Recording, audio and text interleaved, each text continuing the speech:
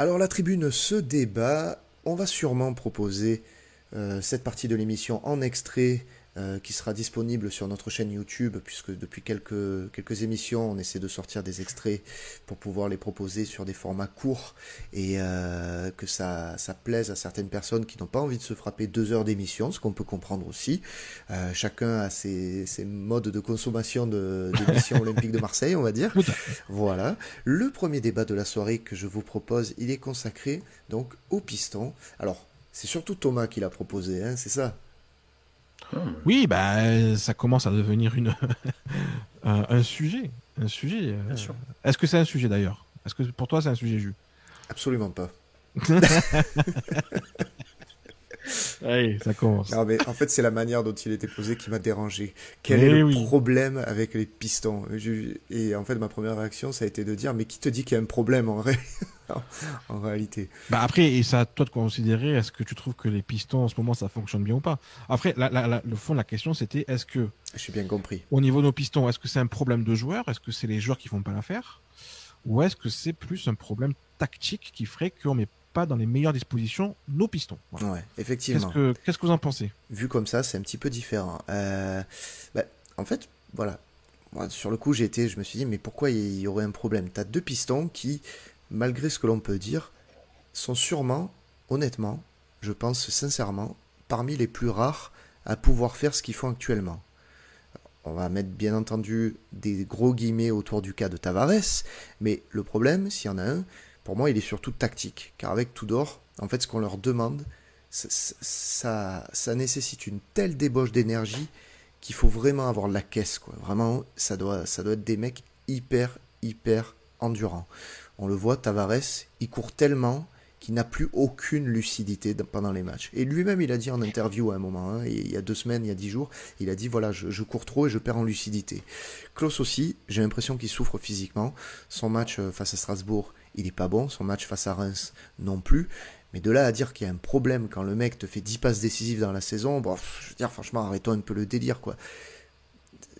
Citez-moi un seul piston en France hors PSG qui est capable de faire mieux que eux dans ce que leur demande Igor Tudor, c'est-à-dire de cavaler avec une telle intensité tout un match, envoyer autant défensivement qu'offensivement, faire des passes décisives, marquer des buts.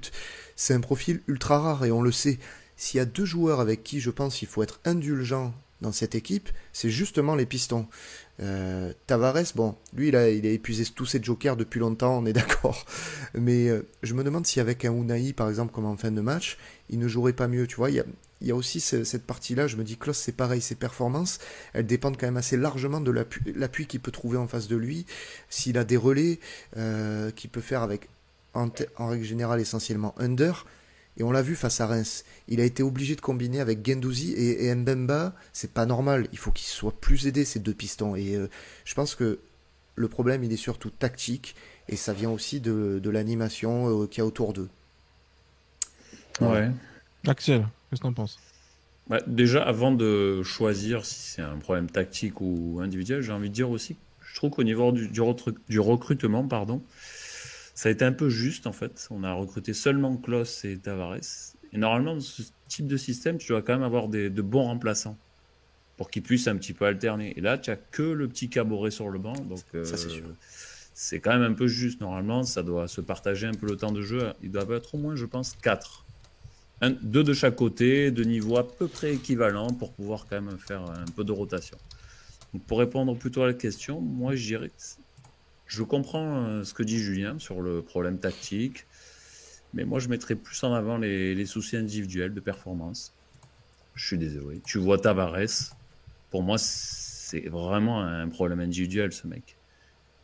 Problème dans la lecture du jeu, problème technique, on a parlé 150 fois des problèmes qu'il a ce joueur.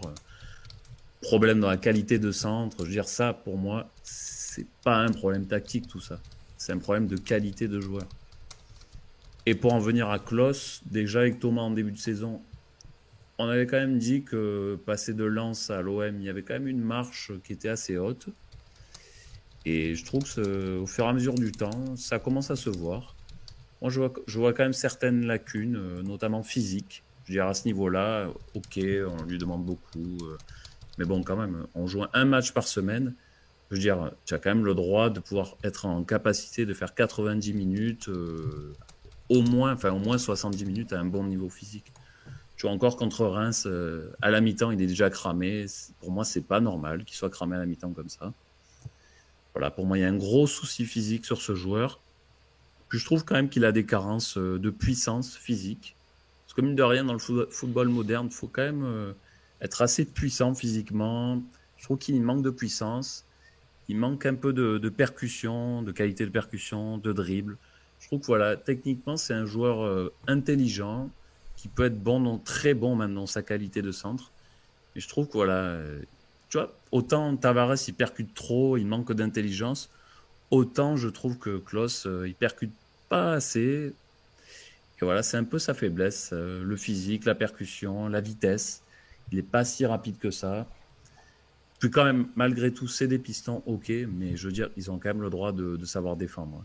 Et que ce soit l'un ou l'autre, dans le duel, la capacité qu'ils ont à couvrir leur côté, c'est très faible. Ils ne remportent pas beaucoup de duels défensifs, très peu. Moi, ça, voilà. Individuellement, j'ai de gros doutes sur ces joueurs. Ils ont de bonnes stats, il n'y a pas de souci, les stats, c'est bien. Mais bon, il n'y a pas que ça. Hein. Sur les matchs, je trouve que ça manque de constance sur les matchs. C'est moyen. Alors, si je peux donner mon avis. Bah, bien sûr, c'est pour ça qu'on fait cette émission, Thomas, quand même. Tu le sais. Alors,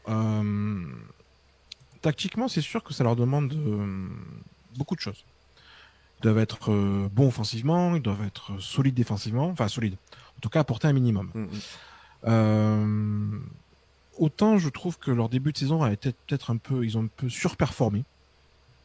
Je trouve, surtout Tavares. Totalement surperformé. Et je me demande à quel point ça n'a pas un peu perturbé, ou en tout cas changé notre manière de voir ce joueur-là, en se disant, bon, on a eu en référence son début de saison, du coup, peut-être des matchs où il est simplement des fois juste décevant, on le trouve vraiment à chier. Parce qu'on a tellement vu des bonnes choses de lui en début de saison, voilà. Est-ce que ça change pas un peu notre perception des choses? C'est possible. Après, là où j'ai du mal à comprendre certaines choses, c'est que par exemple, Julien, tu dis que Tavares manque de lucidité.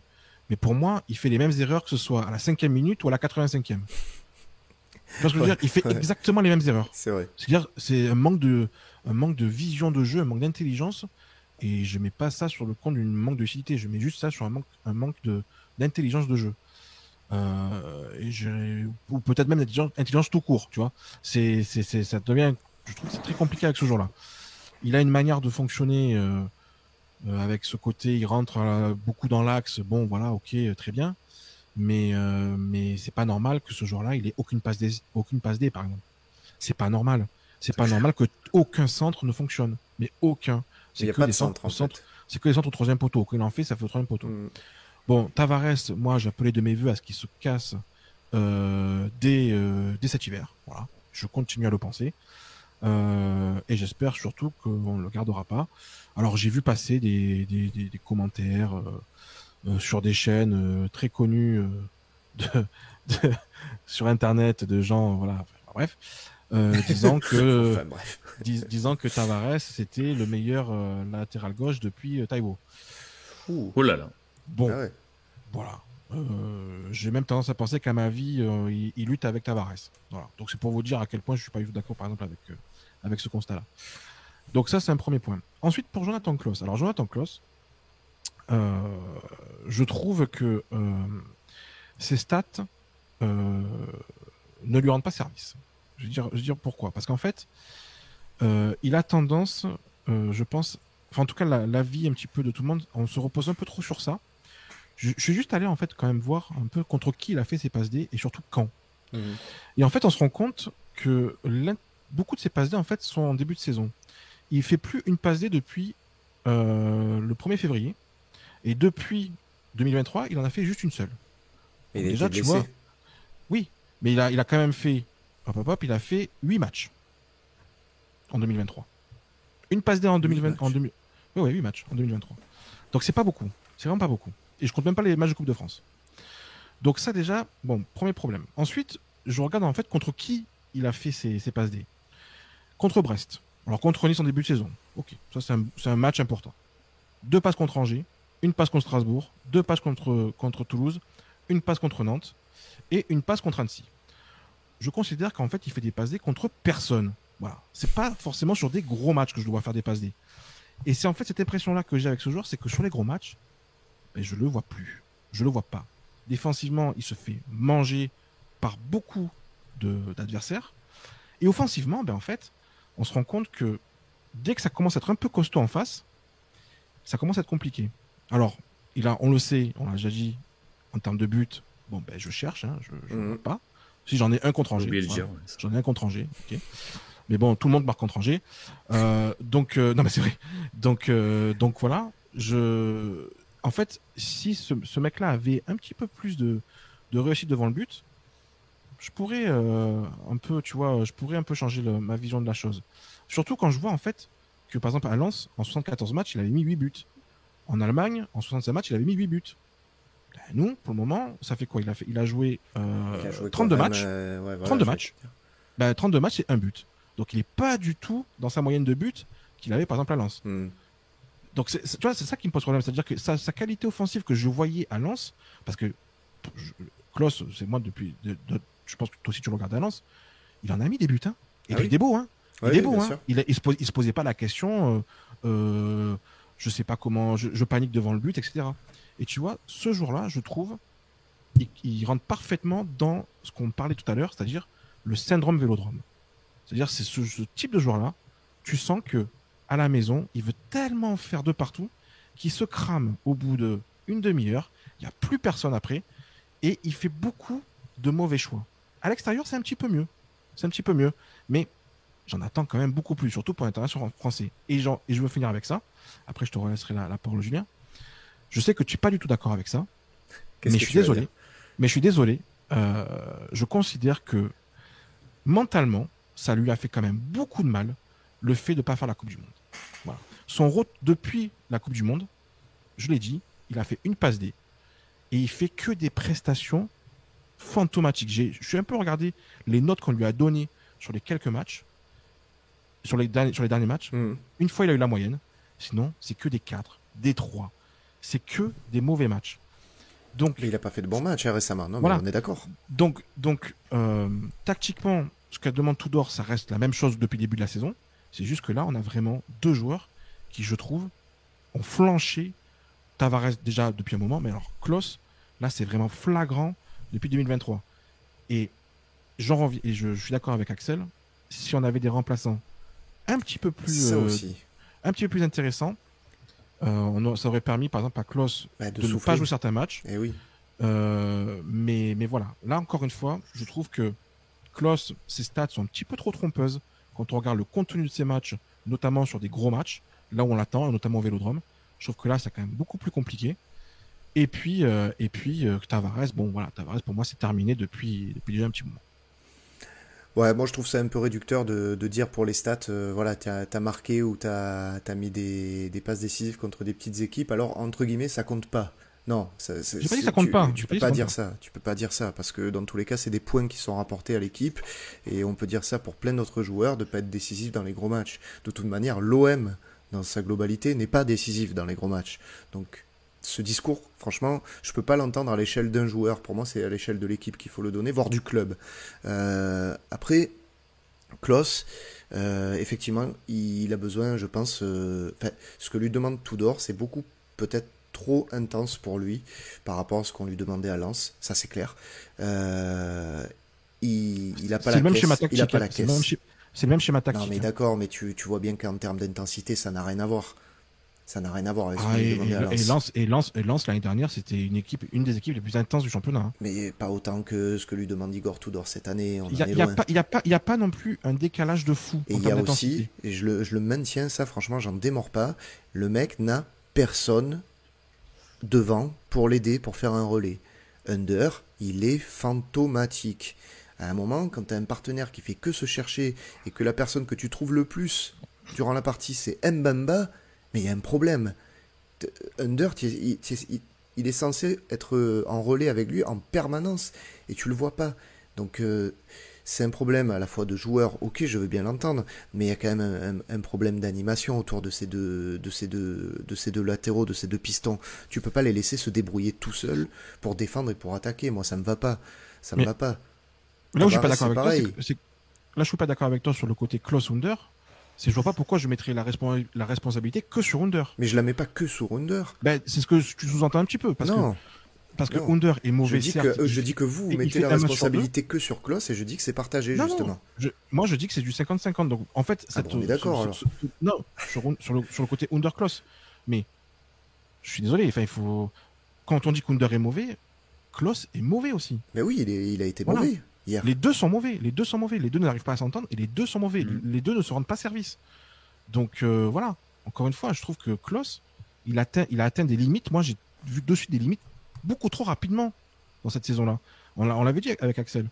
On avait des doutes quand même sur ce joueur-là, de se dire, ok, certes, c'est un très bon piston en Ligue 1, mais nous, on est une équipe qui est censée quand même jouer le podium, la Ligue des Champions, la campagne de Ligue des Champions de Klose, bon, enfin. Ouais.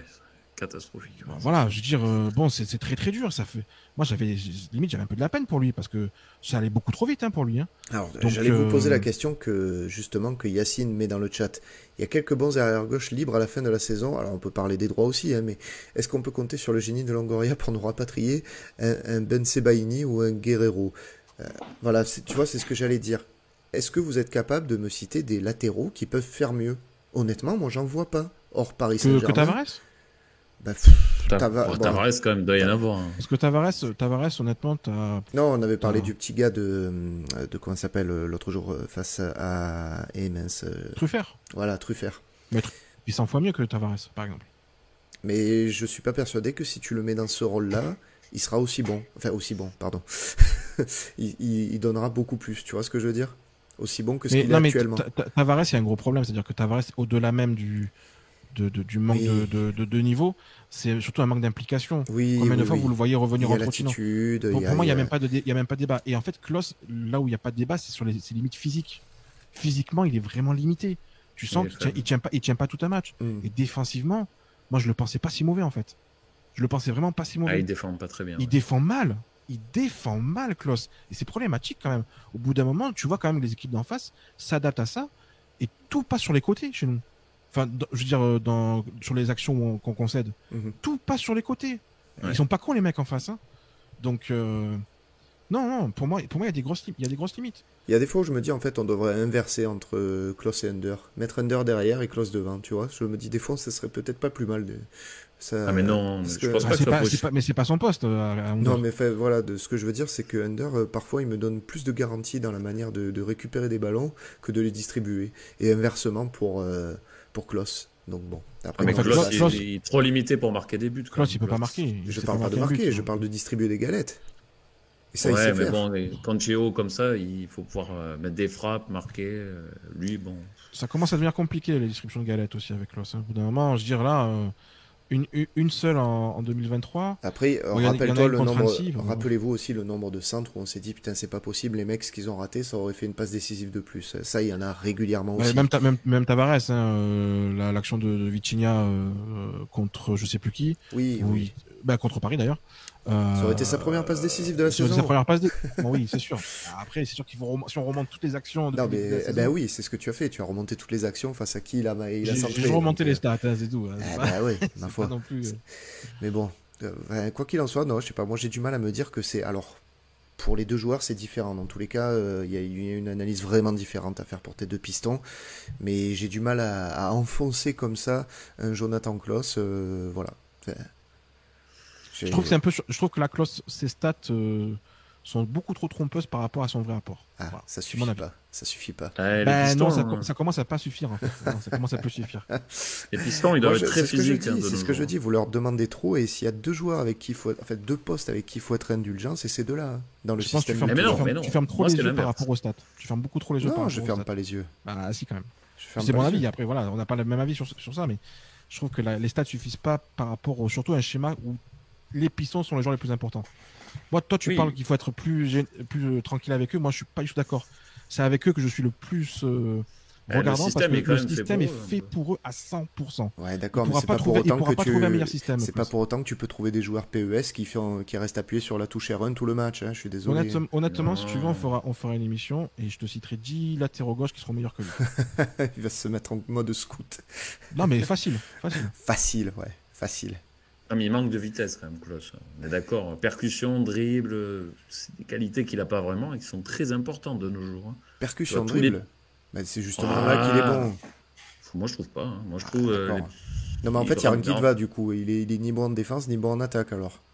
Bah, en ce moment, je le trouve pas bon en attaque, pas bon en défense. Il combine pas forcément hyper bien. Ben ouais. Ouais, Mais après, c'est sûr que c'est une de ses qualités, c'est Attends, quand même, là, ses dribbles. Sa et percussion quand même, tu peux normalement, pas me dire le mais contraire. normalement, il doit être bon là-dedans. Et en début de saison, il était bon là-dedans. Bien sûr. Mais sauf Bah que là, Mais il a le droit de pas être bon, d'avoir un creux comme toute l'équipe. Mais tu vois, de là à lui tomber d'accord. dessus particulièrement. Ouais, mais là, ça fait 3 mois. Je veux dire, Et l'équipe, ça Je fait... pense qu'on a le droit de se poser un peu 2-3 questions en fait. Mais bien sûr. ça fait 3 mois. Tu vois, ça fait 3 mois. pour moi, Klose l'an prochain, c'est pas du tout un titulaire indiscutable à droite. Hein.